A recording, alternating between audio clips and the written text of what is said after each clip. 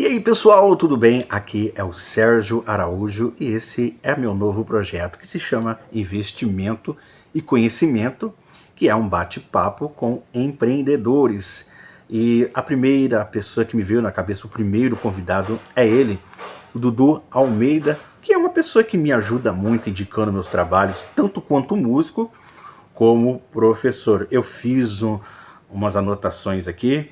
Vou fazer uma breve introdução. Ele é músico, escritor, palestrante e ele tem uma escola de idiomas e ele ajuda as pessoas a passarem no Enem, através de redação e enfim. Então ele tem múltiplas facetas. E a minha primeira pergunta, Dudu, é como começou tudo isso? E explica para nós, detalhe por detalhe, quais são seus empreendimentos. Diga para a gente como é que você dá conta de tudo isso. Fala, meu amigo Taninha, Sérgio Araújo, muito obrigado mesmo pelo convite, né? Obrigado pelo convite, obrigado por ter me colocado aí para ser o primeiro nesse seu projeto. Que Deus abençoe muito o seu projeto. Já é sucesso com certeza, né? Porque eu tenho certeza que ele vai agregar muitas ideias, muitas inspirações para as pessoas. E eu estou muito orgulhoso de ser aqui o primeiro a poder contribuir aqui um pouco, né? Então vamos lá. O empreendedorismo começou na minha vida, na verdade, quando eu comecei a tocar violão. Porque eu já nasci com bastante interesse nessa área da educação. Eu nasci com uma tendência a gostar de dividir as coisas que eu aprendia com as pessoas. Eu ouvia uma informação quando era criança e já ia contar para minha mãe, para meus avós, enfim. Então, quando eu comecei a tocar violão, eu já tinha um domínio, já sabia o passo a passo de como proceder, me bateu a vontade de ensinar as pessoas. Então, com 15 para 16 anos eu comecei a ir domicílio em domicílio ensinando as pessoas. Eu tinha um pouco mais de um ano, né, de estudos de violão, mas eu estudava 8 horas por dia do instrumento. Então eu acabei absorvendo muito rápido, tive um aproveitamento muito bom. Em um ano eu já estava apto para ensinar, foi uma experiência maravilhosa. Desde então eu percebi que eu não me encaixaria como CLT, né, como funcionário, mas trabalhei muito, trabalhei em escola, em escritório, trabalhei bastante para outras pessoas, né, elas me ajudaram muito, me deram experiência e reforçaram essa veia de tomador de iniciativa, né, e aí, quando eu decidi fazer a faculdade de letras, eu já tinha em mente que eu ia dar aula, né, que eu ia trabalhar com educação, continuar trabalhando com educação. E, em paralelo, o resultado dessas aulas de violão me levaram aí para o conservatório e para outro conservatório e tal. E acabou que eu comecei a trabalhar com música mesmo, com as minhas bandas e tudo mais. E quando você é músico, você tem essa veia empreendedora, né? Pois então, juntando a faculdade de letras e mais tarde o mestrado, né? A graduação depois do mestrado, paralelamente a isso, eu sempre trabalhei na noite, ou trabalhei com banda, então eu acabei que me acostumei a ter pelo menos duas profissões, pelo menos duas atividades, duas rendas. Isso se tornou comum para mim, né? E muitas vezes eu já me senti exausto, muitas vezes eu já senti vontade de ir só para um empreendimento, mas é muito difícil, principalmente na questão da música, que você pare. É muito difícil o músico parar realmente na música, é muito difícil. Fora que é uma renda muito boa, as pessoas falam às vezes algumas coisas que não condizem com a realidade. É possível ser músico sim, ser bem sucedido financeiramente. É possível você ter uma renda ótima com a música, né? E ainda causar uma conexão com as pessoas muito boa, que é o grande objetivo do músico, é causar conexão emocional com as pessoas, né? E a educação vai nesse mesmo sentido. Eu já usei muito a música para poder dar aula de português, de literatura, e eu utilizo as minhas capacidades, né, de falar outros idiomas no meu trabalho como músico. Eu canto músicas em italiano, em francês, em inglês. Isso para mim é comum. Então acaba que essas duas profissões eu vejo como uma coisa só. Claro que quando eu estou lecionando, eu uso muito mais o cérebro, né? E aí a música me obriga a usar muito mais o meu corpo, então uma coisa equilibra a outra, né? E geralmente eu faço shows mais aos fins de semana e acaba ajudando também nesse equilíbrio, né, sobre o qual você me perguntou, como manter as duas coisas. E outros empreendimentos como a questão dos livros, né? No momento, eu estou trabalhando com um novo empreendimento que é escrever as biografias das pessoas e das empresas. Então é uma forma também de eu manter essa veia na literatura acesa, né? Apesar de que agora eu estou com projetos mais voltados para a área de educação, para a área do ensino de letras, eu estou fazendo de línguas, né? Eu estou fazendo uma renovação nos meus produtos e serviços na questão dos idiomas, né? E outra coisa que me ajuda também a manter a cabeça no lugar, a não desistir desses empreendimentos, é o grupo de networking de que eu participo, chamado G10, né? Você, inclusive, Taninha, está convidado a participar das reuniões, é uma terça-feira por mês, tá? Chama-se G10 e me ajuda muito. Muitas vezes eu me sinto perdido, me sinto cansado, desanimado, e estar junto com outros empreendedores, empresários que passam pelos mesmos desafios ajuda muito a manter esse foco, né?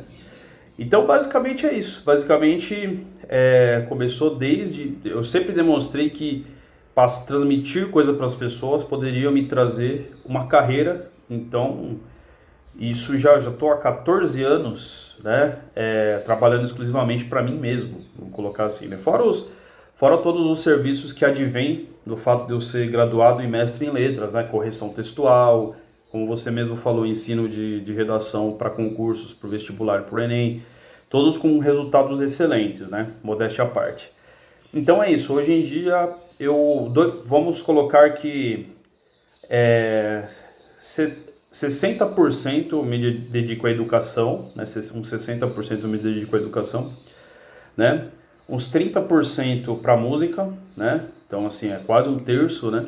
E os outros 10% me divido entre trabalhos como escritor, né, palestrante. Inclusive, sexta-feira agora eu vou dar uma palestra sobre redação do Enem aqui na ETEC de Arujá, tá bom? Então é essa aí, a primeira pergunta. Eu acho que eu consegui dar conta. Qualquer coisa você manda de novo, que eu envio de novo.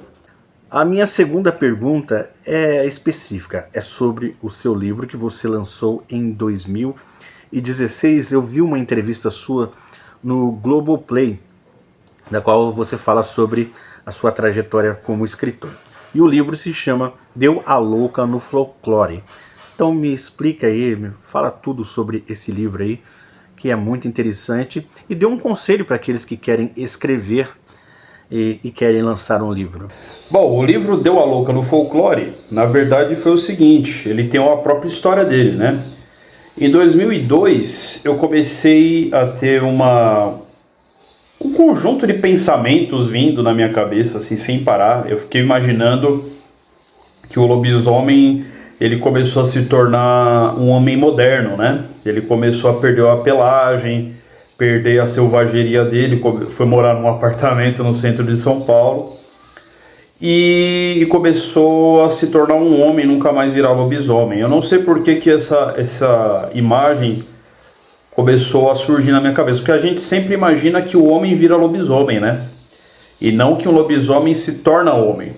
E talvez seja uma referência à nossa modernização, né? O esquecimento do mundo das fantasias. A gente se tornou muito pragmático, muito racional em certa medida. E aí eu deixei isso, sabe, marinando durante muito tempo. Tanto é que, na verdade, eu acabei escrevendo o livro em 2012, 10 anos depois. Então isso não saiu da minha cabeça e eu acabei dando vazão a essas ideias só 10 anos depois. Então em 2012 eu escrevi em 11 dias, era um capítulo por dia, escrevi manuscrito. E é basicamente um livro de fantasia em que os personagens folclóricos e personagens também europeus também começam a perder as suas características principais, né? A gente já havia um livro aqui no Brasil do Saci que ganhou uma perna, então eu peguei esse tema e fui estendendo para outros mitos da nossa literatura, do nosso folclore, foram perdendo suas características misteriosamente. E aí eu aproveitei também um personagem que já é clássico da nossa literatura, do Mário de Andrade, que é o Macunaíma, e ele se tornou o responsável por investigar por que essas lendas estavam perdendo suas características, né? E foi isso, a ideia foi essa. Então, um ano depois eu participei do Barco a Vapor, que é o maior concurso de literatura infanto-juvenil do Brasil, e de 1.300 pessoas eu fui eleito, eu fiquei entre os 10 finalistas, né? Quem ganhou foi uma moça de Minas Gerais, mas já foi uma grande vitória para mim, né? Então, com 30 anos, estava com 30 anos, foi uma ótima comemoração dos meus 30 anos, né? E foi isso, cara, foi um momento muito especial para mim. E esse livro é muito legal, ele tem um lugar no meu coração especial, né? Quanto à sua segunda pergunta, para quem deseja ser escritor, né? Primeira coisa é guardar esse sonho com você um pouco, durante um tempo, não falar para absolutamente ninguém que você quer ser escritor. Faz parte do processo, tá? Por quê? Porque a gente vive numa cultura desfavorável a esse tipo de empreendimento, esse tipo de sonho ou de objetivo, que depois pode se tornar uma meta. Então é legal você proteger essa ideia. Proteja com você, não conte para ninguém. A partir desse momento que você decidiu que quer ser escritor, né, seja para publicar, seja para ser um escritor e viver só disso, ou seja, para viver de hobby, não importa, eu aconselho que você escreva todos os dias. Todos os dias um pouco. Sempre. É isso que eu fazia dos meus 10 aos meus 13 anos, eu escrevia todos os dias. Não é à toa. Meu primeiro concurso literário que eu ganhei, eu tinha 15 anos, mas eu já tinha uma preparação de 4 anos antes. Então eu escrevia literalmente todos os dias. E tenho os cadernos até hoje. Então, não conte para ninguém que você quer ser escritor, guarde para você. Se empenhe bastante em escrever todos os dias. Escreva. Tudo que você escreveu, você vai aproveitar 40% às vezes, mas escreva. É o segredo dos escritores. Depois que você já tiver uma consistência, aí sim você começa a decidir se você vai escrever romances, poemas, né, contos, crônicas, você decide, fantasia. E aí quando você tiver isso bastante consistente, proteja todos os seus textos principais, guarde e grave todos e comece a andar e frequentar lugares, redes sociais que possam corroborar com o seu sonho, com o seu objetivo. Ou seja, continue mantendo isso em segredo, mas se movimente, principalmente virtualmente, até que você tenha a sua independência, né? Se você puder falar para alguém que possa te incentivar a participar de concursos literários, eu recomendo.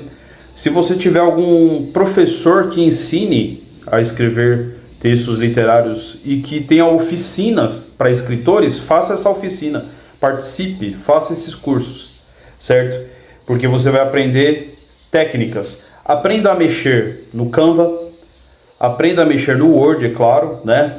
Aprenda a mexer no Clube de Autores, que é uma plataforma que você pode publicar seu livro na hora, e aprenda como gerenciar a sua carreira, como ter a mentalidade certa, como mexer nas redes sociais, como administrar, tá? Então, eu acho que tudo isso junto pode fazer com que você tenha uma carreira muito mais estruturada, certo?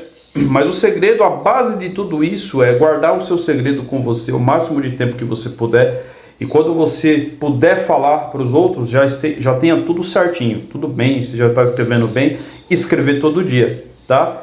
E tratar como qualquer outro empreendimento, qualquer outro trabalho, ou seja, estruturar as suas páginas, o seu marketing, saber mexer nas plataformas que vão formatar o seu livro e, se possível, fazer alguma oficina, contratar alguém que possa te ajudar a acelerar esse processo. Aí, nesse caso, eu também sei fazer esse serviço de ajudar as pessoas a publicarem seus livros, a ter uma carreira legal, tá bom? Para finalizar nosso bate-papo, eu gostaria que você me falasse qual é o primeiro passo para quem quer falar inglês. Se é ouvindo, se é falando, se é assistindo programas com a língua inglesa, se é traduzindo música, se tem uma idade mínima para aprender. E para quem quiser se matricular na sua escola, quais são aí os requisitos que ela precisa? Se ela tem que ligar lá, se ela tem que se inscrever pelo site ou pelo seu próprio WhatsApp? Vamos aí vender seu peixe. Bom, a melhor forma de você começar nessa empreitada, nesse investimento em você mesmo, que é estudar inglês, começa antes de você começar as aulas. Que seria o quê? Você ter na sua mente um objetivo muito claro pelo qual você quer estudar inglês. Esse é o primeiro ponto. Isso é muito importante, porque muitas pessoas desistem no meio do caminho porque estão estudando pelos motivos equivocados. O principal motivo tem que ser algum motivo que seja forte emocionalmente para você, que tenha a ver com a sua realização pessoal. Essa realização pessoal, ela vai se manifestar em realização profissional, né, depois, ao longo do tempo, certo? Esse é o primeiro pilar. O segundo pilar é você saber como se estuda e como se aprende. E fazendo isso, você consegue otimizar, acelerar o seu processo, tá certo? De uma forma sustentável, é claro, né? Uma vez que você já tem o seu motivo lá forte, a sua motivação. E o outro pilar seria a consistência, porque não adianta você ter um objetivo claro, saber como se faz e não manter uma consistência, porque daí você vai poder colher os resultados no momento certo, porque você amadureceu aqueles conceitos, você aprimorou seu ouvido, aprimorou sua fala, né? É claro que essa mentalidade vai ser uma linha pela qual você vai caminhar ao longo de qualquer curso, certo? E a metodologia que hoje é comprovadamente mais eficaz, se você seguir esses 3 pilares, né? Isso é o que eu vou falar tem muito a ver com o segundo pilar, que é como se estuda e como se aprende, você iniciar pelo ouvido.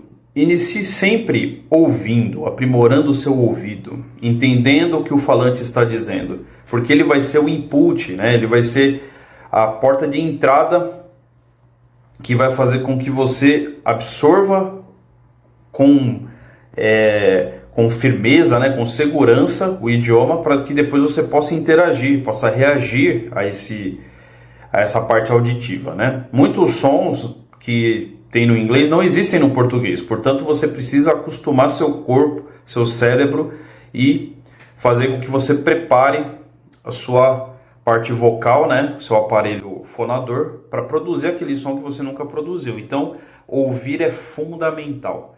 Então, a sequência certa seria ouvir, aí conforme você vai ouvindo, você vai arriscando falar, né, não é um processo...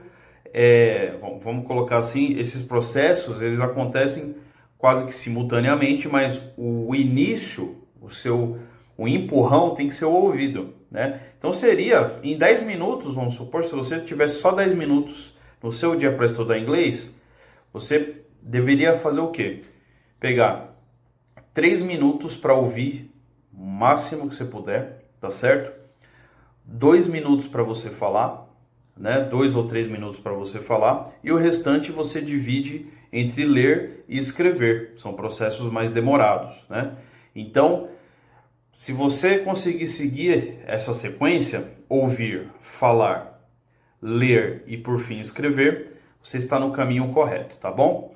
E aproveitando o espaço, como meu amigo Taninha pediu aí para eu divulgar, pode entrar em contato comigo pelo telefone 986862227, 986862227, ou pelas redes sociais, no Instagram, Teacher Dudu Almeida. Lá você vai poder entrar em contato comigo para saber como estudar inglês, certo? Com professores qualificados. Os nossos cursos de inglês são totalmente VIP, totalmente premium, e é importante que você faça aulas premium, aulas VIP, para que o professor trabalhe exatamente aquilo que você precisa no seu ritmo. Então eu fico esperando o seu WhatsApp, certo? Venha fazer uma aula experimental para saber como que funciona o método. Estamos juntos, gente. Muito obrigado mais uma vez, Taninha. Que Deus abençoe o seu projeto de empreendedorismo, de conhecimento. Precisamos de mais iniciativas e sempre que você precisar de alguém para apoiar você, pode contar comigo, conte aqui com o Dudu Almeida, porque eu adoro projetos que envolvam empreendedorismo, que envolvam ideias, iniciativas. Eu fico muito feliz de ajudar aí o seu projeto, tá bom? Pode contar comigo para divulgar.